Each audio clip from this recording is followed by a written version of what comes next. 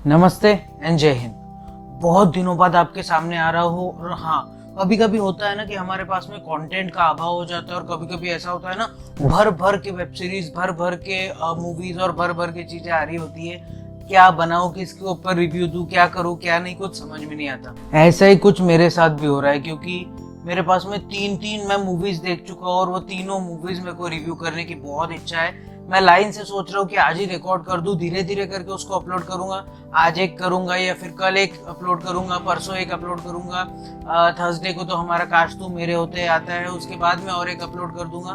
तो ये हफ्ता बहुत रंगीन होने वाला है। ये हफ्ते में आपको बहुत सारा कंटेंट ये चैनल पे मिलने वाला है। बहरहाल आज बात कर लेते हैं अभी के टॉपिक की। हाल ही में मैंने एक मूवी देखी। मूवी का नाम है सरदार उधम सिंह। अब आप सोच रहे होंगे ना कि मैंने इतनी सारी मूवीज देख ली, इतना सारा कंटेंट है मेरे पास, तो सबसे पहले मैंने शुरुआत सरदार उधम सिंह से ही करना क्यों चाहा। ये देखिए, सरदार उधम सिंह आगे बताता हूँ क्यों मैंने इसको ही चुना पहले रिव्यू करने के लिए। इसी के बारे में आपसे बात करूंगा, मेरे एक्सपीरियंस शेयर करूंगा, मेरा रिव्यू दूंगा, मेरा व्यू रखूंगा। मुझे ये मूवी कैसी लगी ये बताऊंगा। आप बने रहिए, देखते रहिए एक्सपोजिंग स्टार विद शांतनु।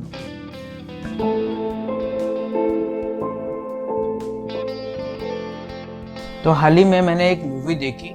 उस मूवी का नाम है सरदार उधम सिंह। अब सरदार उधम सिंह को शायद यंग जनरेशन ना जानती हो, बट सरदार उधम सिंह कौन है ये हम सब लोग जानते हैं। सबसे पहले बात कर लेते हैं इसके स्टार कास्ट की। सबसे पहले इसमें है बहुत ही टैलेंटेड, बहुत ही जबरदस्त एक्टर विकी कौशल। अब विकी कौशल को कौन नहीं जानता यार। छोटा सा करियर है इनका, पर इन्होंने इतनी जबरदस्त मूवी दे रखी है, इतनी जबरदस्त एक्टिंग कर रखी है। भले सपोर्टिंग रोल किए हो, कहीं पे उन्होंने लीड रोल भी किया है, बट इनकी एक्टिंग बहुत जबरदस्त है बॉस। फिर भी विकी कौशल को हम लोग जानते हैं मसान नाम की मूवी से। इसके अलावा विकी कौशल ने और एक मूवी में एक सपोर्टिंग किरदार निभाया था। सारी लाइमलाइट तो आलिया भट्ट लेकर चली गई थी, बट विकी कौशल की एक्टिंग उस मूवी में भी तगड़ी थी। वो मूवी का नाम है राजी। राजी में भी विकी कौशल ने काम कर रखा है। तो विकी कौशल एक बहुत ही वर्सेटाइल एक्टर है, इसीलिए सिर्फ विकी कौशल को इंक्लूड कर रहा हूँ, कोई और किसी को मैं इंक्लूड करना नहीं चाह रहा। तो स्टार कास्ट की बात कर लेते हैं। इसके प्लॉट की नहीं, इस जिंदगी की। जिस बंदे ने ये जिंदगी जी है, जिस बंदे ने वो जहन्नुम देखा है ना, उनकी ऑटोबायोग्राफी की बात कर लेते हैं। सरदार उधम सिंह किस बारे में बनी है।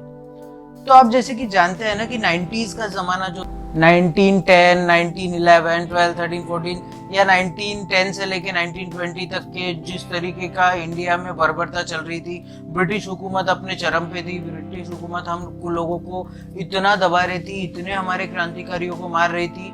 तो इसके खिलाफ में प्रोटेस्ट में जाते हैं हमारे कुछ सिख भाई बंधु, कुछ इंडियंस। तो वो लोग अमृतसर में जालियनवाला बाग में जमा होते हैं, डिस्पाइट कि उनको परमिशन नहीं मिलती। तो तकरीबन 2.5 से 3 लाख लोगों का जमावड़ा वहां पे लग जाता है। अब वो जमावड़े पे एक क्रूर जनरल, या फिर यूं कह लूं कि एक हिटलर टाइप का जो आदमी रहता है, या फिर यूं कह लूं कि वो बंदा जिसने हमारे दिल पे जख्म दिया था जालियनवाला बाग का, वो बंदा Dyer, general Dyer shooting orders दे देता है, और निर्ममता से छोटे छोटे बच्चे, मासूम बच्चे, बुजुर्ग, महिलाएं, सबको रौंद देता है अपनी गोलियों से। सिर्फ एक ऑर्डर से लाखों लोग अपनी जिंदगी खो बैठते हैं। उधम सिंह उस समय इतने कोई बड़े क्रांतिकारी नहीं रहते हैं, उनको अपनी लाइफ में एंजॉय करना बहुत पसंद रहता है, बट उस चीज में उधम सिंह को एक अंदर से झंझोड़ देते हैं लोग। उधम सिंह वो नजारा जब अपने आंखों के सामने देखते हैं कि मेरे हिंदुस्तानी, मेरे भाई बहन, मेरे सब लोग यहाँ पे मरे पड़े हैं, क्यों? तो सिर्फ जनरल डायर की वजह से। उधम सिंह का खून खौलता है। उधम सिंह कोशिश करते हैं जनरल डायर को सबक सिखाने की, अपना प्रोटेस्ट दर्ज कराने की, बट कुछ हो नहीं पाता, क्योंकि इंडियन लॉ हमारे खिलाफ रहता है। उस समय का British Indian law, Indian law नहीं, ब्रिटिश इंडियन लॉ हमारे खिलाफ रहता है। हर कोई हमारे खिलाफ, हर कोई हमसे, इंटरनेशनल कम्युनिटी हमको सपोर्ट नहीं करती है, कोई हमको सपोर्ट नहीं करता है।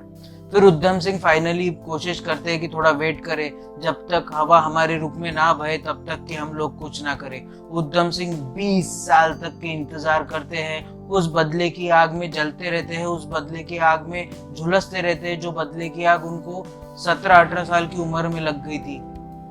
उद्धम सिंह बड़े होने के बाद में जब वो जाते हैं लंदन के एक हॉल में एक जनरल डायर एक अपना भाषण दे रहे होते हैं। वो भाषण के दौरान उद्धम सिंह उनको आवाज देकर 6 गोलियां उनके सीने में उतार देते हैं और जनरल डायर की मौत वैसी ही होती है जैसे एक कुत्ते की होनी चाहिए थी, और वैसी ही मौत उनकी होती है। अब क्या उद्धम सिंह वहां पे लंदन पुलिस से बच पाएंगे, और किस तरीके से उन्होंने ये सारा असैसिनेशन प्लान किया था, या किस तरीके से उन्होंने उसको रेवोल्यूशन का नाम देकर किस तरीके से हमारा प्राइड बढ़ाया था, किस तरीके से उद्धम सिंह ने हमारे लिए अपनी जवानी कुर्बान कर दी थी, किस तरीके से उनको इतनी सारी कठिनाइयों से गुजरना पड़ा हम लोगों की वजह से, क्योंकि हम लोग उस समय शांत बैठ गए थे, हम लोग ब्रिटिशर्स से दबने को तैयार हो गए थे, पर उद्धम सिंह उनमें से नहीं थे। किस तरीके से उनके लॉ ने उद्धम सिंह की एक बात नहीं सुनी,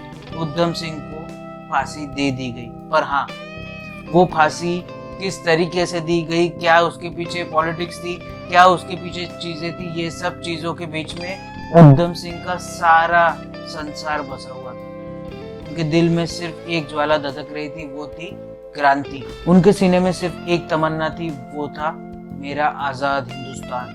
जो लोग मेरे वीडियोस देखते हैं उनको मालूम है इन सब चीजों में मैं शॉर्ट वर्ड में नहीं बताता हूँ, क्योंकि इनका बहुत बड़ा वर्चस्व है यार, इनको शॉर्ट में नहीं समझाया जा सकता। तो ये तो हो गई लाइफ स्टोरी की बात, या फिर जो चीज उद्धम सिंह ने जी है उसकी बात। अब बात कर लेते हैं इसके एक्टिंग की। एक्टिंग मुझे कैसी लगी?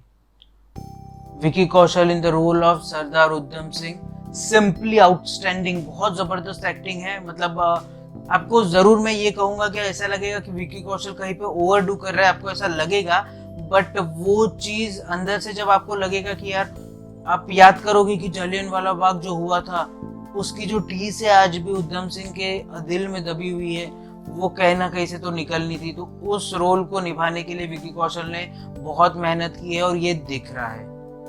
तो ये तो गई एक्टिंग की बात। अब बात कर लेते हैं इसके स्टोरी की। स्टोरी मुझे कैसी लगी कि फास्ट स्टोरी मूव हो रही है, कभी पास्ट में जा रही है, कभी फ्यूचर में जा रही है, कभी प्रेजेंट में जा रही है, कभी फिर पास्ट जा रही है, कभी फ्यूचर जा रही है। पर मेरे हिसाब से स्टोरी का वो पॉइंट बहुत ज्यादा जरूरी था आपको समझने के लिए, क्योंकि उद्धम सिंह को किस चीजों ने ट्रिगर किया था, किन किन चीजों का प्रभाव पड़ा था उनके वर्चस्व पे, किन किन चीजों का प्रभाव पड़ा था उनके दिलो दिमाग पर। भगत सिंह का कितना बड़ा प्रभाव था उन पर। भगत सिंह जिन्होंने हमारे लिए अपनी जान न्यौछावर कर दी थी, वो कोई अंग्रेजों के खिलाफ नहीं थे, वो सिर्फ चाहते थे कि हमको हमारी कंट्री फ्री मिले। तो इन सब चीजों से उद्धम सिंह बहुत प्रभावित थे। उस टाइप का दिखाने की कोशिश बहुत अच्छे से की गई है। स्टोरी से मुझे कोई प्रॉब्लम नहीं है। थोड़ी थोड़ी जगह टेक्निकलिटीज मुझे गड़बड़ लग रही है, मतलब एक दो जगह पे मेरे को ऐसा लग रहा है। अब आप देख लीजिएगा, उसमें आपको शायद समझ जाएगा जब आप 1 घंटा 45 मिनट के बाद में जब देखना शुरू करेंगे ना, थोड़ा आधा घंटा आपको ऐसा लगेगा कि यार ये थोड़ा सा टेक्निकल इश्यूज है यहाँ पे। पर हाँ, जिन्होंने भी सेट डिजाइन किया है या फिर जिन्होंने VFX यूज किया है ना, बॉस आपको 10 on 10 मिलते हैं, क्योंकि बहुत जबरदस्त उस समय का सेट खड़ा करना, उस समय का लंदन का भी सेट खड़ा करना, उस समय का एक एक चीज को ध्यान में रखते हुए वो मूवी बनाना, ये बहुत मुश्किल है बॉस। बहुत जबरदस्त स्टोरी है। हाँ, स्लो जरूर है, बट स्टोरी देखने में आपको मजा जरूर आएगा।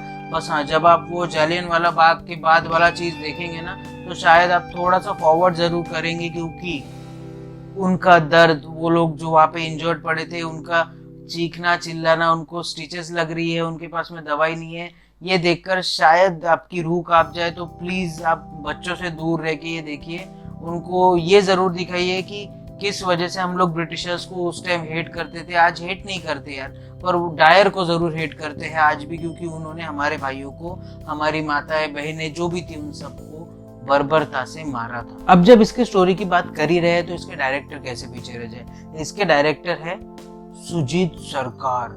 अब सुजीत सरकार है कौन, अगर ये आप पूछोगे, कमाल करते हो यार, आपको सुजीत सरकार नहीं पता?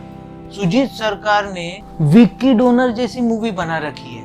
विक्की डोनर जिसने आयुष्मान खुराना जैसा मल्टी टैलेंटेड एक्टर इस इंडस्ट्री को दिया है। इसके अलावा मेरी एक फेवरेट मूवी थी अक्टूबर, जिसमें वरुण धवन थे। कई लोगों को लगा कि यार बहुत ज्यादा इंटेंस है, बहुत ज्यादा स्लो है, बहुत ज्यादा उसमें मिर्च मसाला कुछ नहीं है, बट मूवी अच्छी थी यार, मुझे पसंद आई थी। पता नहीं आप लोगों को पसंद आई नहीं आई, तो वो भी इन्होंने डायरेक्ट कर रखी। तो सुजीत सरकार एक बहुत ही अच्छे डायरेक्टर है यार। उनका कहानी सुनाने का तरीका, स्क्रिप्ट राइटिंग बहुत जबरदस्त होती है। तो मेरे तो फेवरेट डायरेक्टर में से एक है। अब आपको ये देखनी है या नहीं देखनी मुझे नहीं पता, बट मैं जरूर कहूंगा कि आप देखिए। ऐसी चीजें मैं आपको फोर्स करके बोलता हूँ यार, प्लीज देखिए, क्योंकि आपको तब पता चलेगा कि ये जो आज़ादी हमको आज मिली है ना, ये इतनी आसानी से नहीं मिलती है। मैं कभी भी लेक्चर देने के मूड में कभी नहीं रहता हूँ, पर आप खुद सोचिए कि ये जो आज़ादी है ना, हम लोग उसको इतना टेकन फॉर ग्रांटेड ले लेते हैं कि यार हाँ ठीक है यार, ये कर लेंगे, वो कर लेंगे, हो जाएगा, ठीक है। बट ये बहुत मुश्किल से मिले है। कई लोगों ने अपनी जवानी सैक्रिफाइस की, तब जाके आप और हम अपनी जवानी अच्छे से जी पा रहे हैं। मानते हैं कुछ कमियां हैं, हर देश में होती है, कुछ कमियां हैं, हम लोग सुधार लेंगे यार मिलके, सब लोग देश को अच्छे से सुधार लेंगे। तो मेरे हिसाब से जाइए, जरूर जरूर जरूर देखिए, और सरदार उधम सिंह को ट्रिब्यूट देना मत भूलिए। और आप क्या कर सकते हैं, अपने हाथों की सफाई का जरूर से ध्यान रखिए, बार बार अपने हाथों से अपने चेहरे को मत छूइए। इसके अलावा सोशल डिस्टेंसिंग का ध्यान जरूर रखिए, मतलब अपने में और अगले में कम से कम 10 से 12 फीट का अंतर रखिए। इसके अलावा भारत में बनी कोरोना वैक्सीन कई प्रक्रियाओं से गुजरने के बाद आप तक पहुंच रही है, तो जब भी आपकी बारी आए कोरोना वैक्सीन जरूर लगवाइए। इसके अलावा जब भी आप घर से बाहर निकले, अपने चेहरे को फेस मास्क से कवर करना ना भूलिए, इससे आप खुद की भी रक्षा कर पाएंगे और औरों की भी रक्षा कर पाएंगे। इसके अलावा अगर लाइफ में कभी आपको लो फील हो, कोविड की वजह से आपकी जॉब चली गई हो, आप पे इकोनॉमिक क्राइसिस आ गए हो, या कोई भी आपको प्रॉब्लम हो, तो इसके बारे में अपने घर वालों से बात कीजिए, जानने पहचानने वालों से बात कीजिए। डिप्रेशन में मत जाइए, डिप्रेशन को मार के इंडिया से भगाइए। और अगर मेरे पास में और भी कोई टॉपिक आता है तो उसके ऊपर मैं एक वीडियो बना दूंगा। तब तक के लिए आप बने रहिए, देखते रहिए एक्सपोजिंग स्टार विद शांतनु। जय हिंद।